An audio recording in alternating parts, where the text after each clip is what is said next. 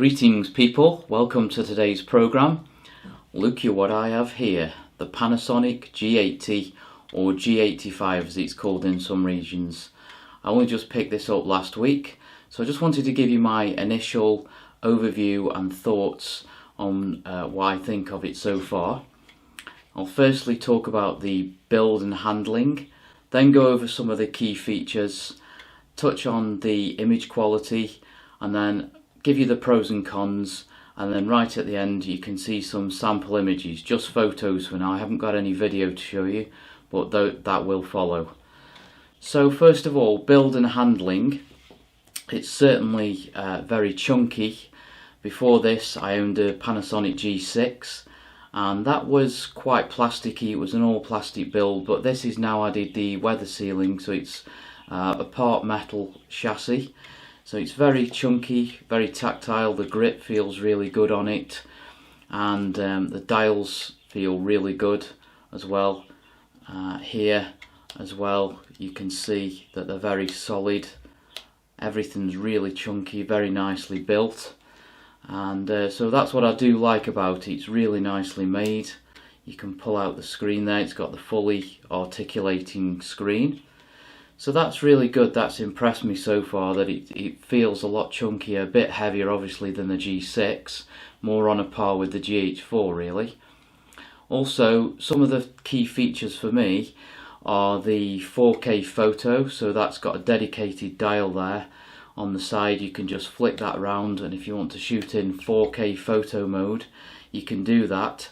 And for me that's a really good feature. I think it's a really good thing. I only just tested it out the other day and it's very impressive. I just put it on a tripod, did a little still life, and then you can run the video and you can extract the still image from the video and you can go through it frame by frame and you can pull out. So there are endless possibilities for this, particularly if you're into sports or action photography or wildlife photography. You can imagine you could be filming some wildlife, the action unfolds, put it in the 4K photo mode and then just extract that still and you'll get a really good photo at 8 megapixels quality.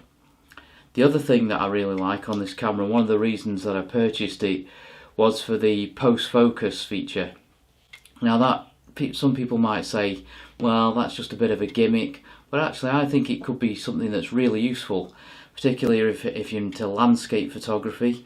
Think of the possibilities there. You could allow the camera to take a post photo set of images, and now with this new G80 you can actually merge all the images together in camera. So it will take the images, you can then select all the different images that you want, and it can either automatically merge them in camera or you can choose the focus points and then merge all those images together, and it gives you a greater depth of field. So that could be really useful for landscape, but also for macro photographers as well, where the depth of field is so shallow. Even if you're using f8, f11, f16 or 22 even, you still can't quite get that front to back sharpness because of the extreme lack of depth of field.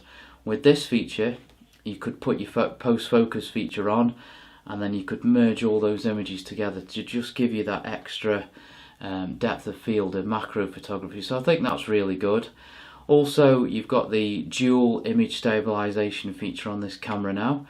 I haven't really had a chance to figure out if that's working so well. I'll hope to do some tests on that and I'll post a video up hopefully on that to see how well that copes. You've got obviously the in-body combined with this lens particularly has its own stabilization, so if you've got a lens that already has image stabilization you can combine the two as well, so that should be really good. So on to the image quality. Obviously the big headline feature with this camera is that it's got no AA or optical low pass filter. So therefore at 16 megapixels, which is the same as my G6, the images to me still look sharper and more detailed than my G6. Comparing some of the images that I've taken so far, there's definitely eked out a little bit more detail in there, and definitely the sharpness has improved as well, with not even altering any of the parameters in the picture styles. I've not added any sharpening or anything like that in camera, just kept that all to 0, but you can definitely see an improved sharpness there. So for me, let's move on to the pros and cons. So for me, the pros are that the body is weather sealed, you have 4K video and 4K photo mode as well, and if you want to as well, Panasonic says that you can do a clean HDMI output of the 4K video onto an external drive, so that's another feature that could be useful for some videographers as well, so you're not relying on just storing your video onto your memory card, but you can actually take it out to an external device if you want to. To me, so far, everything, as soon as I pick the camera up, it's got great handling. It just feels right in the hand, the grip's good, the dials are exactly where you want them, the buttons are exactly where you want them. It's just seamlessly, you can pick it up straight from having the G6, there's no problems there at all. Also, with a lot of these mirrorless cameras now, it's got a really good EVF, very clear, very bright, very crisp. There doesn't seem to really be any lag or noticeable lag when you are moving around. You've got the touch screen on the Panasonics as well, which has always been good in my opinion. Always really good, very fast, very nimble. You can just put the focus point anywhere you want on the screen with ease. You don't have to mess about using any sort of dials if you don't want to. You can if you want to, but you can just simply press the screen, put the focus exactly where you want it, no problems at all with that. And it's got fast autofocus. It's now got the DFD, which is the depth from deep focus technology that's in the GH4. So again, very fast, snaps on really quick with the autofocus. So really, the only cons that I can see so far is that number one, there is no headphone port. So if you're a videographer, you might miss that. There's no way to sort of monitor the audio, so you're going to have to get around that somehow. And the other downside is, for me, I wish they would have put slow motion video built into the camera. So maybe like the GH4, they would have given you like 120 frames per second or 240 or something like that. Even if it was at full HD, not 4K, that still would have been a bonus, like Sony are putting on their cameras now. So they're really they are the only two cons.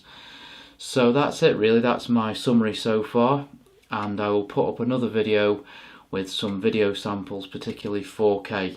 So for now, just have a look at a few sample photos, and don't forget to subscribe and like.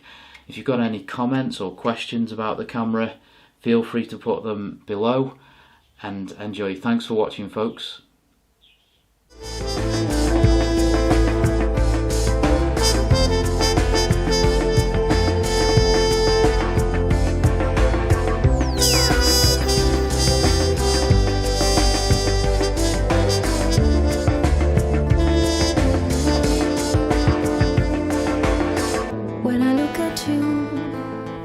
Don't be so shy.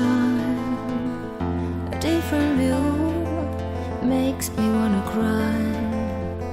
When I look at you, don't be so shy. A different view makes me wanna cry.